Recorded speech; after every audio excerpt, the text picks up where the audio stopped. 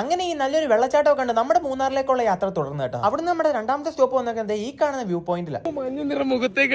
ഉച്ചവെയിൽ തലേക്കൊണ്ട് തന്നെയാട്ടോ ഇപ്പൊ ആക്കാട്ടത്. ഇവൻ നിൽക്കുന്നതിന്റെ തൊട്ടുപുറകിലായിട്ട് ചെറിയൊരു ഉറവ കാണാൻ പറ്റും. മുഖം കഴുകാനായിട്ട് പോവാണ് ആശ. നല്ല രീതിയിൽ തണുപ്പുള്ള വെള്ളം കേട്ടോ ഇതിന്ന് ഒഴുകി വരണേ. എന്തായാലും കൂടെ ഉള്ളവരെല്ലാം ആ ഉറവയുടെ അടുത്തോട്ട് പോയിട്ട് ഇതൊക്കെ എവിടുന്ന് ഒഴുകി വരുന്ന വെള്ളമാണോ ഒരു റീൽ എടുക്കാൻ വേണ്ടി ഓടിയതാ. പിന്നെ ഇത് ഇങ്ങനെയായി.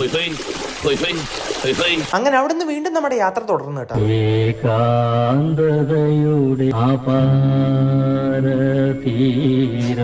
അങ്ങനെ കുറച്ച് മണിക്കൂറിന് ശേഷം നമ്മൾ മൂന്നാറിലേക്ക് എത്തിയിട്ടുണ്ട്. തണുപ്പടിച്ചപ്പോഴത്തേക്ക് ഒരുത്തനെ ഇളകിയിട്ടാ. ഇതൊക്കെ ഏത് സ്റ്റെപ്പാണോ എന്തോ ഇത്ര അച്ചടക്കത്തോടെ നടന്നു പോയവരാ. ക്യാമ്പ് സെന്ററിൽ ചെന്നാൽ ചായ കിട്ടുമെന്ന് പറഞ്ഞപ്പോൾ ഉള്ള ഓട്ടം കണ്ടില്ലേ. ഈ കാണുന്ന നേച്ചർ എഡ്യൂക്കേഷൻ സെന്റർ നമ്മുടെ ക്യാമ്പ് സെന്റർ. ഇവിടെ കൂട്ടിലടച്ചിട്ടേക്കുന്ന ഒരുത്തനെ കണ്ടില്ലേ. എന്തായാലും കുറച്ചു നേരത്തിന് ശേഷം ആളെ അഴിച്ചു വിട്ടിട്ടുണ്ട്. ഈ നിഗൂഢത നിറഞ്ഞ വഴിയിലൂടെ നമ്മൾ ഫോട്ടോ എടുക്കാനായിട്ട് പോകും. പക്ഷെ ഇവന്റെ ഓട്ടം കണ്ടിട്ട് വേറെ എന്തിനോ പോകുന്ന പോലെ ഉണ്ട്. അങ്ങനെ അതെല്ലാം കഴിഞ്ഞ് രാത്രി കഞ്ഞിയും കുഴിച്ച് കയ്യും പൊള്ളിച്ച് ക്ലാസ്സും കഴിഞ്ഞ് എല്ലാരും ഉറങ്ങാനായിട്ട് പോയിട്ടാ. ഇതിനിടയ്ക്ക് ഒരു ക്ഷീണവും ഇല്ലാതെ യൂണോ കളിക്കുന്നവന്മാരെ കണ്ടില്ല. എത്ര നടന്നിട്ട് ഉറക്കാൻ പറ്റാത്ത ഞങ്ങൾ എല്ലാവരും ചേർന്ന് ഉറങ്ങുന്നവന്മാരെ രാത്രി 2:30 വിളിച്ചെഴുന്നേപ്പിച്ചിട്ട് സൺറൈസ് കാണാൻ വേണ്ടി കൊണ്ടുപോട്ടോ. ദേ ഒരു ആന കുത്തിയാൽ പോലും എഴുന്നേക്കില്ലെന്ന് പറഞ്ഞുകൊണ്ട് നടക്കുന്നവരെ കണ്ടില്ല. നമ്മുടെ രണ്ടാമത്തെ ലക്ഷ്യം ഗോപി ആയിരുന്നു കേട്ടോ. പാവ എഴുന്നേറ്റിട്ട് ഇപ്പൊ പല്ലിതാക്കാനുള്ള പ്രശ്നപ്പാണ്. മൂന്നാമതായിട്ട് വിളിച്ചെണ്ണിപ്പിച്ചേട്ടാ ഇവനെ. പക്ഷെ ഇവനാണെ നമ്മളെ തന്നെ ഞെട്ടിച്ചു കളഞ്ഞിട്ടാ.